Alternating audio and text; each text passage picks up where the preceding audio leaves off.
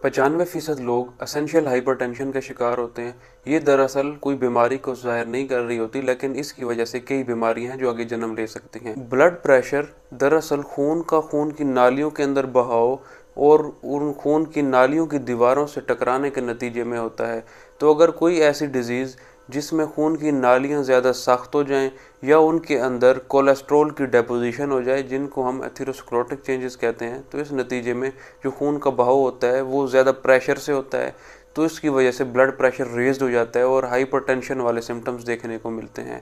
अब जो इसके अलावा दूसरी रीज़न है वो है पोटाशियम की कमी, मैग्नीशियम, कैल्शियम और विटामिन डी की कमी, सोडियम की ज़्यादती। तो इस कंडीशन में भी हाइपरटेंशन देखने को मिलती है। तो इसको मैनेज करने के लिए एस इनहिबिटर्स फर्स्ट लाइन पे देखने को आ जाते हैं। तो एस इनहिबिटर्स का दरअसल काम ये होता है कि जो एक्स्ट्रा सोडियम ब्लड के अंदर होता है उसको वो निकाल देता है, उसको एक्सक्रीट आउट कर देता है, जिसके नतीजे में कुछ वक्त तक ब्लड प्रेशर में कमी देखने को मिलती है।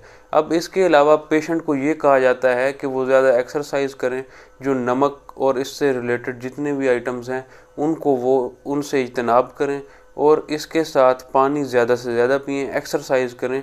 अब देखना ये चाहिए कि उनके ब्लड के अंदर मैग्नीशियम कितना है, उनकी ब्लड के अंदर पोटाशियम का लेवल क्या है, विटामिन डी का लेवल क्या है, क्योंकि वो भी डायरेक्टली इस चीज़ पे इम्पैक्ट अपना क्रिएट कर रहे होते हैं।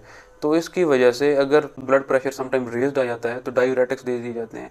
वो ब्लड से जो एक्स्ट्रा वाटर कंटेंट होता है उसको वो फ्लश आउट करवा देता है। तो पानी अपने साथ पोटाशियम को भी बाहर ले जाता है। तो जब पोटाशियम की भी कमी हो जाती है तो ब्लड प्रेशर प्रॉपरली मेंटेन नहीं हो पा रहा होता।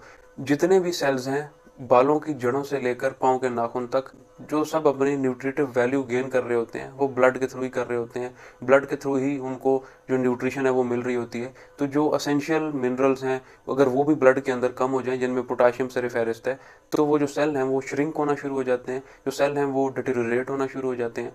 तो इस कंडीशन में जो डिफरेंट प्रॉब्लम्स हैं वो क्रिएट हो सकती हैं। सो सम टाइम के लिए तो एंटी हाइपरटेंसिव ड्रग्स ठीक हैं, वो सही काम कर रहे होते हैं, लेकिन जब लंबे दौरानिए के लिए उनको लिया जाए, लंबे दौरानिए के लिए उन पे मुनसर होया जाए, तो इसमें और भी कई ख़तरनाक अमराज के मसाइल जन्म ले सकते हैं, जिनमें ब्रेन का सिकुड़ जाना, जो ब्रेन है वो एट्रोफिक हो जाए, स्ट्रोक का रिस्क बढ़ जाना, उसके अलावा हार्ट फेलियर का रिस्क वो ज़्यादा हो जाता है। तो इस तरह के जो प्रॉब्लम्स हैं जिनमें और फालिज आ जाता है, कोई सीवीए का अटैक है, वो देखने को मिल सकते हैं। जो लिमिटेड टाइम फ्रेम है इनका एक पॉजिटिव इम्पैक्ट देखने को मिलता है, लेकिन उससे ज़्यादा ये कई हद तक ख़तरनाक भी साबित हो सकते हैं। तो इसका आसान हल यही है कि जितने भी मिनरल्स हैं उनको जो डाइट के अंदर ऐड किया जाए, ताकि इन मिनरल्स की वजह से जो ब्लड का फ़्लो है वो प्रॉपरली मेंटेन रह सके और जितने भी ये प्रॉब्लम्स हैं वो कम से कम देखने को मिलें। तो जब ब्लड के अंदर पोटाशियम की कमी वाक़ई हो जाती है तो उस ब्लड फ़्लो अब प्रॉपरली वाइटल ऑर्गन्स तक नहीं पहुंच पा रहा होता।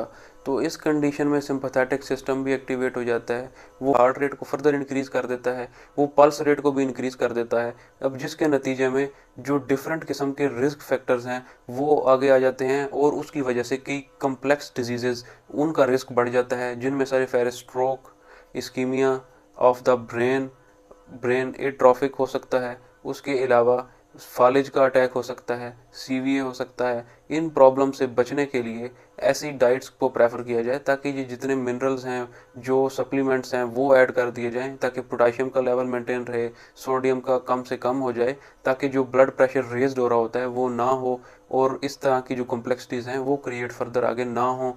तो इन कंडीशन से बचने के लिए जो डाइटरी आइटम्स हैं आप उनको ज़रा पॉलिश करें, ताकि आपकी डाइट के अंदर ऐसे आइटम ज़रूर होने चाहिए जो आपको ज़्यादा लंबे अरसे तक इन एंटी हाइपरटेंसिव ड्रग से बचा के रहे। फेरिस्त है, अदरक है, लहसुन आ जाता है, ऑनियन का इंटेक बढ़ाया जाए, शिमला मिर्च है, सौंफ है।